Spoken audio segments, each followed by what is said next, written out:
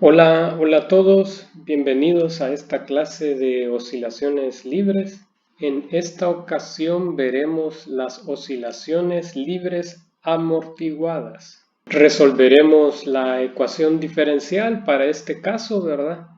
Y analizaremos la forma que adquiere su solución, formas, qué nuevos parámetros podemos incluir, ¿verdad? Donde se introduce, ¿verdad? La amortiguación y cómo éstas se relacionan, ¿verdad? A un sistema que no estuviera amortiguado.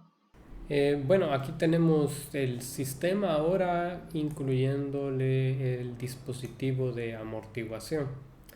Esto nos da esta ecuación diferencial ahora, el cual tiene este término nuevo, ¿verdad? Eh, lo usual es considerar a la amortiguación del tipo viscoso. Esto quiere decir que está relacionado a la velocidad del sistema y esto mayormente se hace en esta etapa por simplicidad de la solución de la ecuación diferencial. Esto no necesariamente es el caso en estructuras, ¿verdad? Pero se ha visto que se acerca, ¿verdad? Las soluciones a las aplicaciones en la ingeniería estructural. Proponemos una función de prueba y proponemos esta función exponencial como eh, una propuesta de que será la forma que adquirirá la solución. Como vimos en el ejemplo anterior de oscilaciones libres no amortiguadas, pues sí miramos que esta podía ser una de las formas de la solución. Eh, ok, y sí, como vemos acá, si vemos en la ecuación, pues derivadas respectivas nos dan este término que parecen ser estos términos de enfrente, ¿verdad? De acá, alguna relación de ellos. Y entonces tiene cierta lógica, ¿verdad? Si sacamos las derivadas respectivas con el tiempo de cada una y los insertamos, pues tenemos esta. Insertamos en la ecuación diferencial, ¿verdad? Nos queda esta ecuación que ya no es diferencial, ¿verdad? Es una ecuación cuadrática en la que sacamos de factor común este término. Para no tener una solución trivial, ¿verdad? Entonces este término es el que deberá de darnos igual a cero. Y como dijimos, esta es una ecuación cuadrática, ¿verdad? Esta es la que conocemos como ecuación característica o ecuación auxiliar. Y la solución, esto nos ayudará a resolver la ecuación propiamente, la ecuación diferencial propiamente. Entonces, bueno, para esta ecuación cuadrática conocemos su solución, ¿verdad? Eh, con esas constantes que tenemos, pues las dos raíces vienen dadas por este término de acá. Acá simplemente los separamos, hicimos un reacomodo de términos. Ahora, se puede ver que acá, dentro de la raíz, pues podemos tener números positivos o negativos. Y entonces eso nos daría soluciones ya sea reales o imaginarias. Y esta diferencia, no solo matemática, ¿verdad? También se representa una diferencia en comportamiento en físico. Y es el de que en los casos que se conocen como sobreamortiguado y subamortiguado. Las soluciones reales son aquellas que conocemos como sobreamortiguado y las que producen soluciones imaginarias, términos imaginarios, entonces es el conocido como subamortiguado. el límite, este límite entre los dos casos viene dado por este término de acá, ¿verdad? Este de acá básicamente igualado a cero, o sea, ese es el caso que limita los dos comportamientos distintos, ¿verdad? De acá podemos con esto obtener el valor de C, que sería lo que le llamaríamos como la constante de amortiguación crítica, ya que es el valor de amortiguación que nos produciría ese comportamiento límite, ¿verdad? Que nos limitaría entre los dos comportamientos de subamortiguado y sobreamortiguado. Entonces, despejando acá para C, obtenemos una relación de C en los términos de los otros parámetros del sistema, ¿verdad? O sea, la rigidez y la masa, ¿verdad? Acá esto también se puede expresar de esta otra manera, ya que conocemos también la relación que hay entre la rigidez y la masa para la frecuencia natural del sistema. Entonces lo podemos también expresar en términos de la frecuencia natural del sistema. Este valor, pues, como se menciona, pues es intrínseco del sistema, o sea, solo depende de los parámetros del sistema, o sea, las características del sistema, propias del sistema. Entonces podemos saber qué comportamiento tendrá sin agentes externos, ¿verdad? Ya sabremos nosotros qué comportamiento tendrá, si se comportará subamortiguado o sobreamortiguado. Ok, otro término que podemos incluir es el del coeficiente de amortiguación. Este es la relación entre la amortiguación que tiene el sistema con la amortiguación crítica. O sea, qué tan cercano está a tener la amortiguación crítica o sí, qué tan cercano está, o qué tan alejado.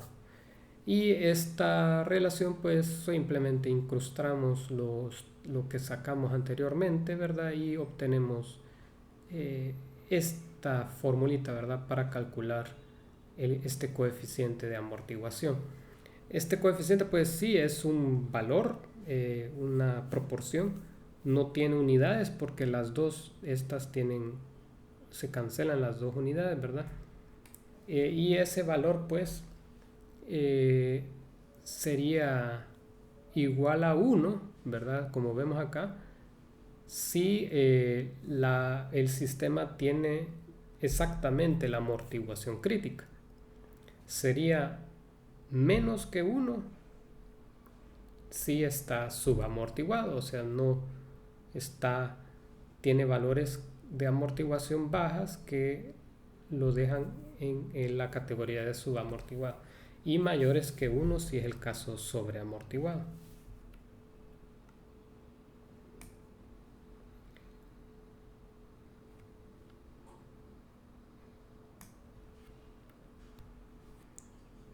Entonces, para simplificar tal vez un poco la expresión e incrustar estos nuevos términos que hemos inventado, se podría decir, o los hemos introducido por un propósito que se verá más adelante, que simplificará y dará algún entendimiento mejor del problema.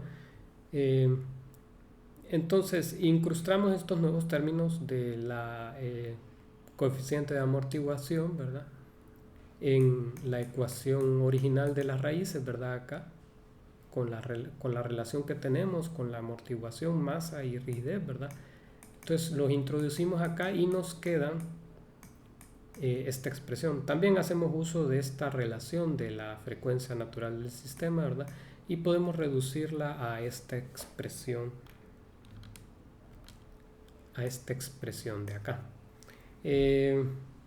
Lo operamos un poco y llegamos a esta de acá. Ok.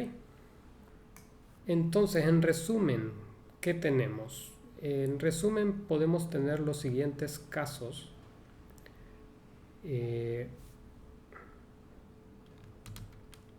El caso subamortiguado, ¿verdad? Que sería cuando tenemos un coeficiente de amortiguación menor que 1 o la constante de amortiguación es menor que la crítica. El caso límite es cuando es igual a 1 o la amortiguación crítica es igual a la amortiguación del sistema. Y si es superior, pues, o superior a 1, pues es el caso sobreamortiguado. Ok. Bueno, ahora lo que nos queda es desarrollar cada uno de estos casos. En este video nos concentraremos solamente en el caso subamortiguado. Y ya que ese es el más importante, en ingeniería ese es el que en ingeniería estructural ese sería el caso que se aplicaría más. Ese es el caso que se aplica para las estructuras, que usualmente tienen amortiguaciones bastante bajas. En el caso subamortiguado, pues el valor el coeficiente de amortiguación es menor que 1, ¿verdad? Y el valor de la amortiguación será menor que el crítico. Esto producirá soluciones imaginarias. Es tal vez irónico porque esta es la parte, el caso de la solución que es más real, o sea, es la que más se acerca a la realidad para nosotros. Pero bueno, eso solo es una expresión matemática, ¿verdad? Y bueno, haciendo uso de el número imaginario y al cuadrado igual a menos 1, podemos hacer uso de ese introducirlo en esta parte y sacarlo, ¿verdad? Sabemos que esta parte pues hubiera sido negativa, pero con esta i pues sacamos ese negativo, ¿verdad? Y ahora este término se vuelve positivo. Entonces, bueno, introduciendo esto pues en la solución, en la función de prueba que teníamos, esto, ¿verdad? Tendríamos las dos opciones, el positivo y negativo, ¿verdad? Y entonces tenemos esta solución hasta el momento, ¿verdad? Luego también introducimos este nuevo término y este término será nuestra frecuencia natural para el sistema subamortiguado.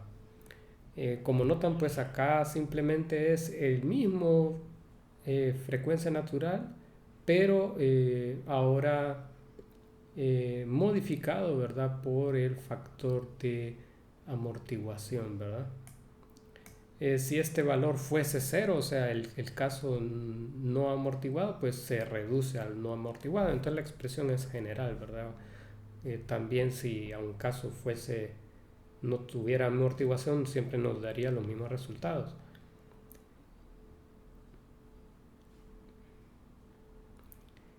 De acá pues sacamos el factor común, este factor, ¿verdad? Lo observamos acá junto con el omega sub 0. Lo sacamos de factor común y nos queda el resto acá, ¿verdad? Y introducimos este nuevo término que lo observamos acá, ¿verdad?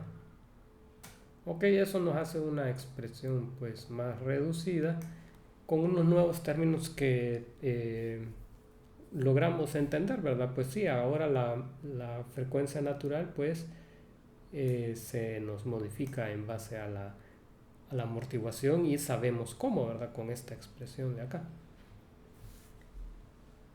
Ok, esta es nuestra solución general en forma exponencial. Ok, esta se ve ya bien reducida.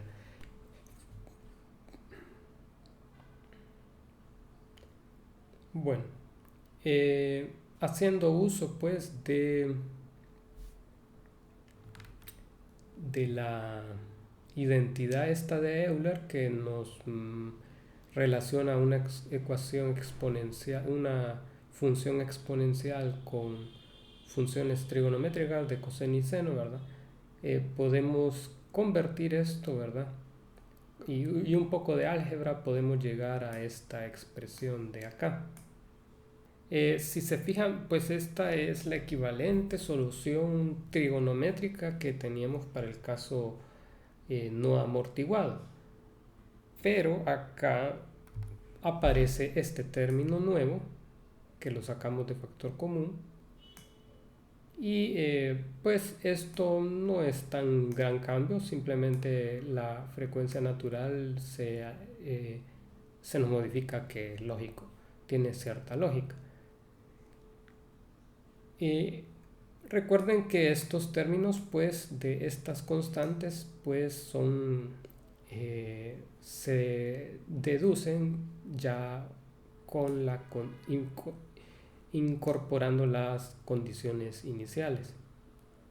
Y estas pueden ser números complejos, entonces por eso tal vez acá no ven el término y, ¿verdad?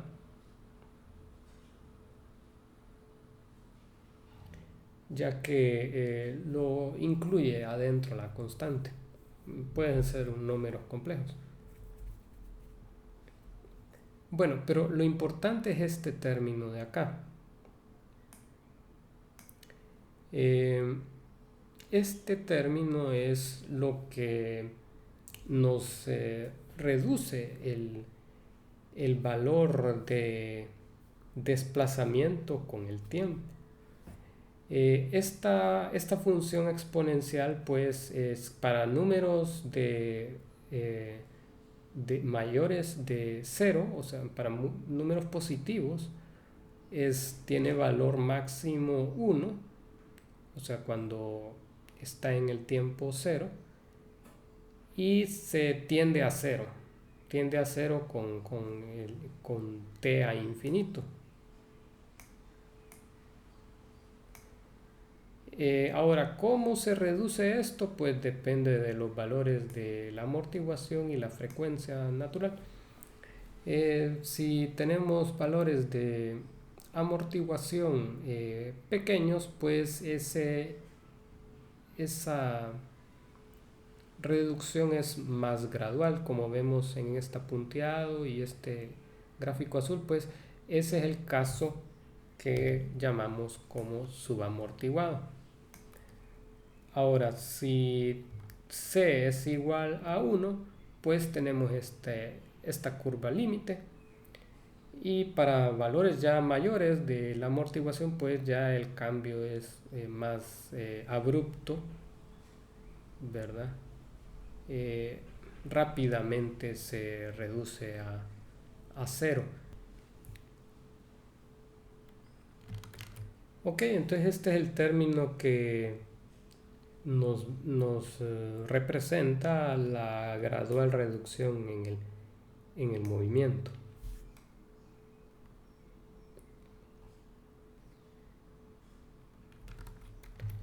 Ok, ahora ya aplicando las condiciones iniciales arbitrarias, ¿verdad? Que en el tiempo 0 pues se le da un desplazamiento arbitrario, x sub 0, y también se le da una velocidad inicial arbitraria, incluyendo esos valores, ¿verdad? Y haciendo algo de álgebra, pues llegamos a esta expresión de acá. Esta pues ya sería nuestra solución particular. Y pues nos va a gustar reducir esto un poco más a otra expresión más reducida y más confortable de calcular, haciendo uso de esta identidad trigonométrica de diferencia de ángulos de cosenos. Haciendo uso de esto y haciendo un poco de álgebra también, llegamos a esta otra expresión. Esta expresión pues es la que prefiero prefiero porque, bueno, sí, en cuanto a cálculo es menos costoso, ¿verdad? Porque acá solo tiene que evaluar una función trigonométrica, mientras que acá tiene que estar evaluando dos. Sí hay que hacer algunos cálculos preliminares, que son estos de acá, iniciales, que sí son caros, costosos, tal vez, calcular todo esto, ¿verdad? Pero solo se hace una vez, ¿verdad? Si se quiere calcular cada uno de los puntos, pues acá, eh, varios puntos que esto se tiene que estar calculando en el tiempo, por ejemplo, varios puntos en el tiempo, pues se reduce un poco, ¿verdad? Ese costo. Bueno, acá pues haciendo uso de esto y esta relación de triángulos que tenemos de los catetos, y introduciendo este ángulo, ¿verdad? Los valores de A y B, ¿verdad? Se obtiene de la ecuación anterior que teníamos, se obtiene esta relación, ¿verdad? Acá este valor de x barra, ¿verdad? Sería el nuevo, sería de este mismo de acá. O sea, sería para el caso subamortiguado. Esta UD es en inglés de un underdamped, ¿verdad? Acá se me olvidó. Acá debe de ir UD.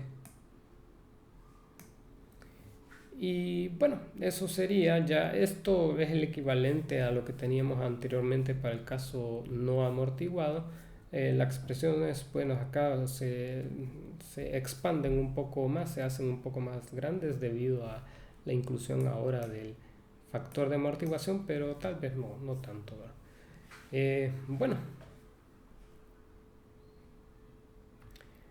Bueno, entonces, ¿cómo es el comportamiento? Pues acá vemos un gráfico,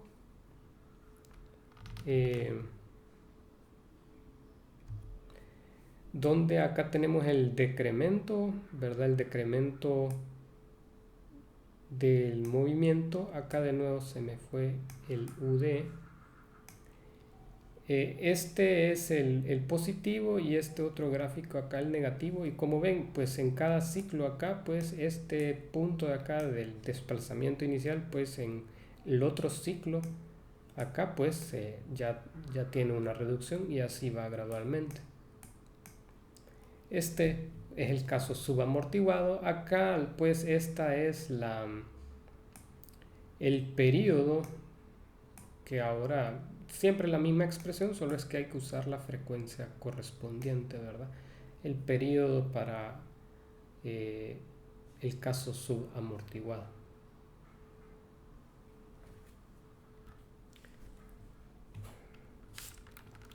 Bueno, analizando un poco más esta expresión, ¿verdad? Esta función es la que nos da este gráfico.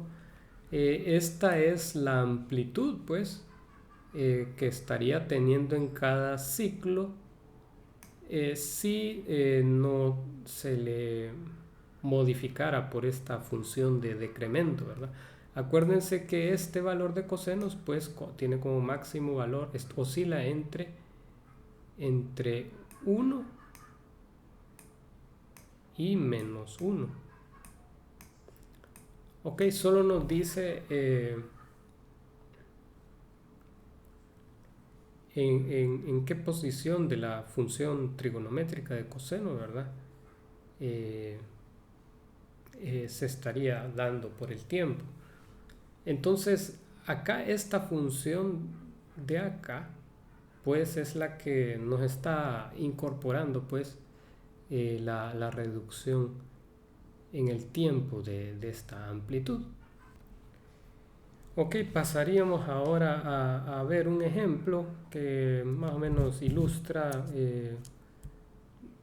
estas fórmulas, cómo se usan y cómo afecta un edificio, la amortiguación en un edificio, ¿verdad? Entonces veamos el enunciado. Acá es un edificio que se idealiza, de un nivel que se idealiza como es en esta figura de acá, como que tiene una viga rígida con masa M y una amortiguación. El edificio pues decimos que tiene una amortiguación C. Para evaluar las propiedades de la estructura pues se le somete a un experimento.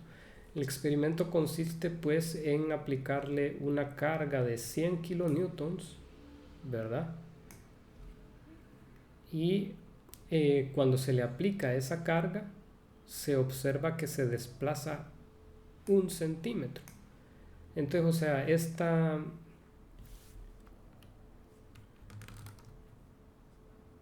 este edificio, cuando se le aplica eso, pues se desplaza así, ¿verdad? Acá, y este desplazamiento se observa que es de 1 centímetro.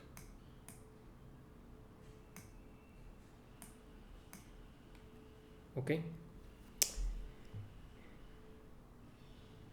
Luego se suelta la estructura y se deja oscilar libremente.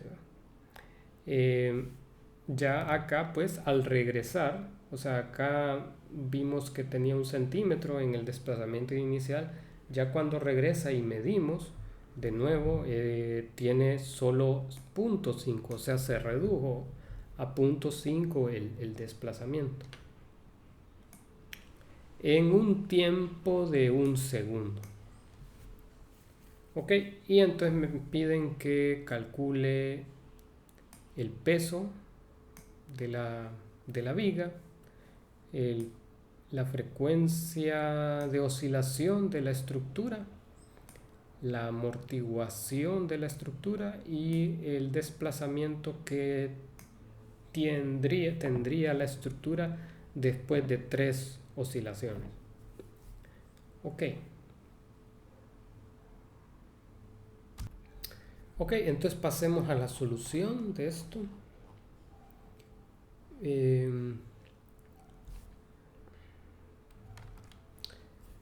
Ok, para determinar el peso de la viga, pues necesitamos conocer su masa. Ya conociendo la masa, solo la multiplicamos por la gravedad. Para ello, pues podemos partir de la frecuencia natural del sistema, este término de acá.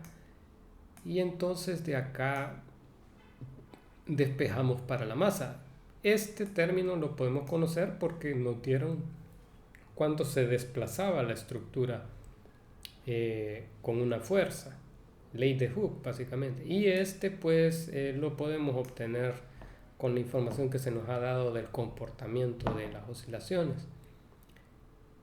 Básicamente lo que se nos ha dado es ¿verdad? Porque como es amortiguado, tiene amortiguación como vimos, tiene una reducción. Entonces podríamos calcularlo a partir de esta frecuencia. Ok, este también es uno de los incisos, el inciso B, ¿verdad? La respuesta de este. Ok, entonces con la ley de Hooke teníamos 100 kilonewtons de fuerza, ¿verdad? Y 1 centímetro, pues entonces esta es nuestra rigidez del sistema, ¿verdad?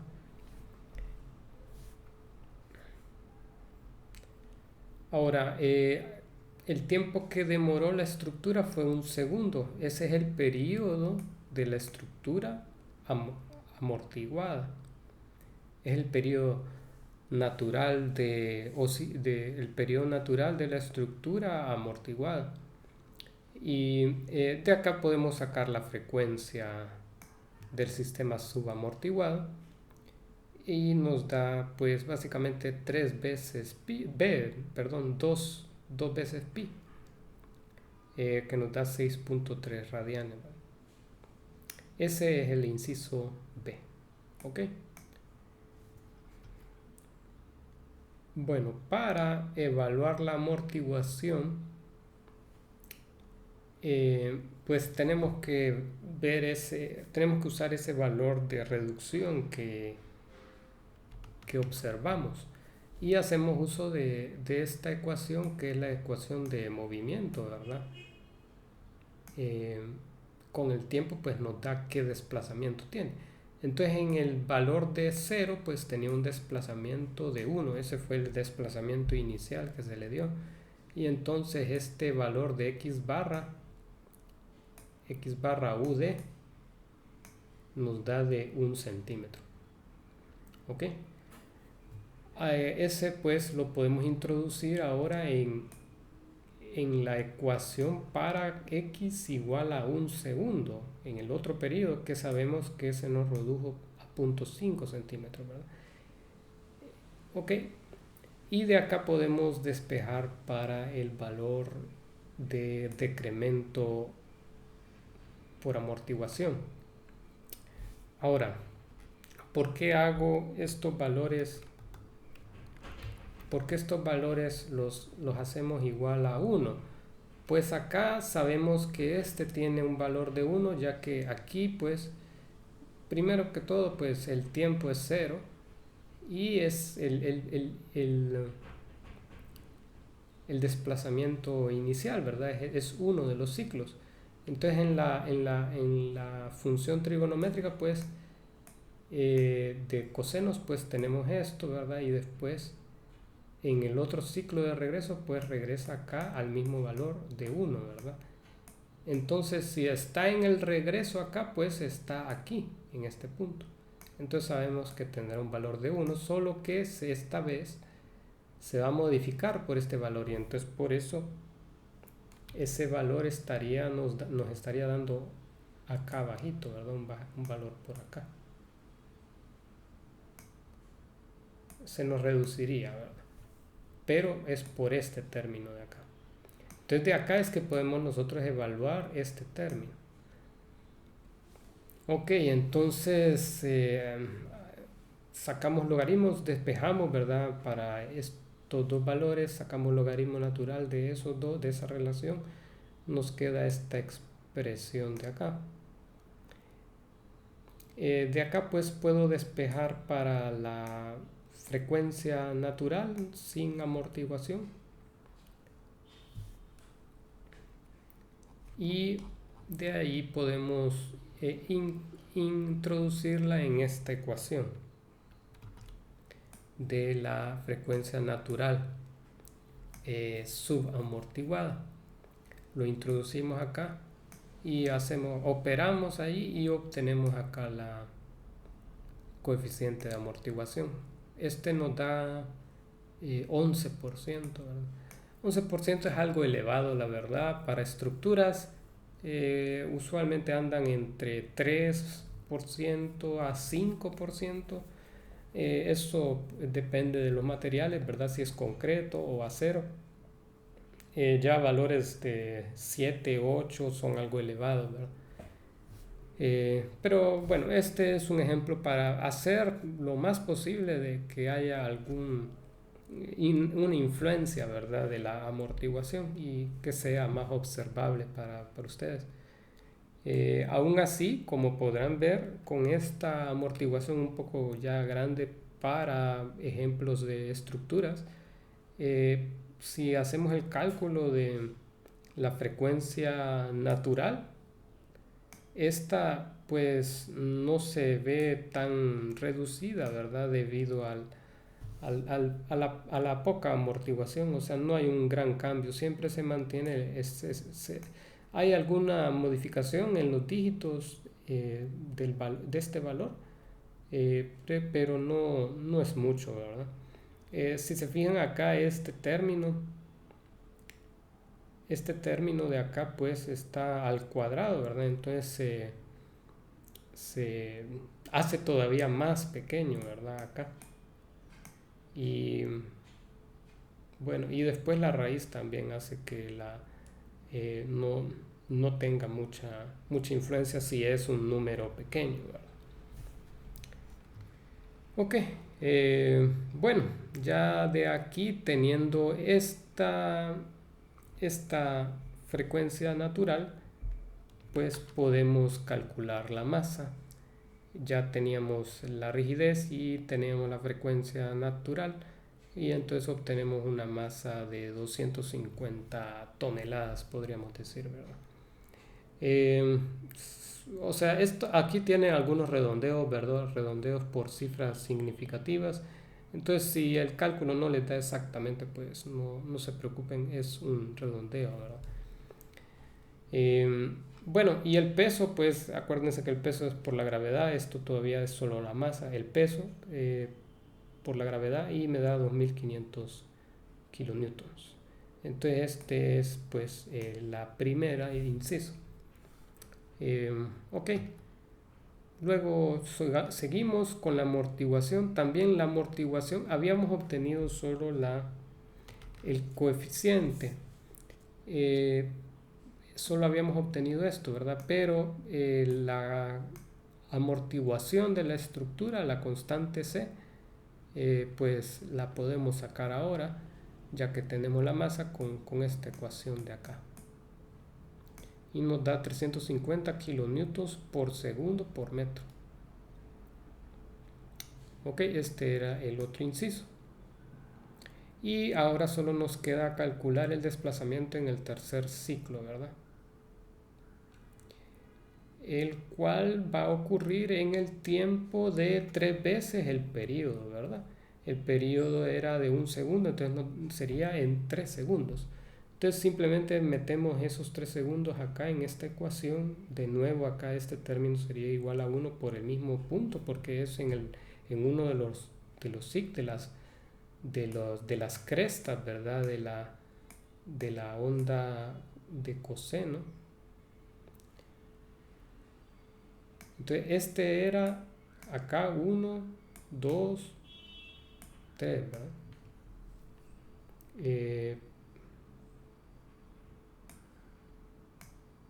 Perdón, este era 0, 1, 2 y 3. Vaya, disculpen el dibujo, pero acá tenemos el primer segundo, después el segundo segundo y después acá el tercero, ¿verdad? Ok, y introducimos los valores que ya habíamos calculado, ¿verdad? Esta es la amplitud original, sería la amplitud inicial, y se va a modificar, ¿verdad? Y en el tercer ciclo pues se reduce más, ¿verdad? Hasta 0.12 centímetros. Ok,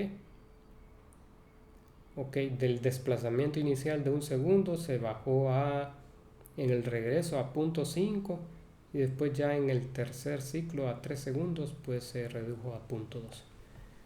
Ok, entonces no sé, este ejemplo pues espero que les haya ejemplificado los parámetros que se ven involucrados en un movimiento oscilatorio libre amortiguado, y cómo también ilustra cómo podemos evaluar las propiedades de una estructura, ¿verdad? Con un experimento oscilatorio. Eh, Como se pudo ver acá, se puede hacer. Bueno, como podrán ver acá, acá vemos una animación comparativa de los dos comportamientos, ¿verdad? El que no tiene amortiguación y el subamortiguado.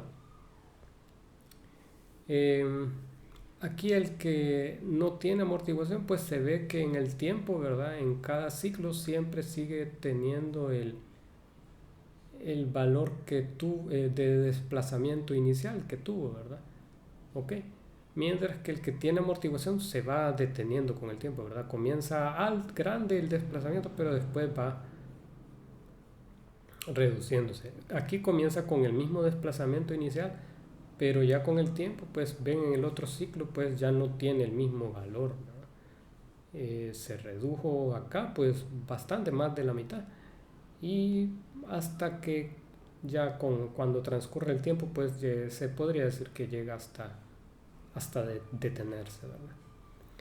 Ok, esto sería en resumen pues el comportamiento de estos sistemas. Espero que les haya gustado el video, que les haya servido y nos vemos en una próxima. Hasta luego.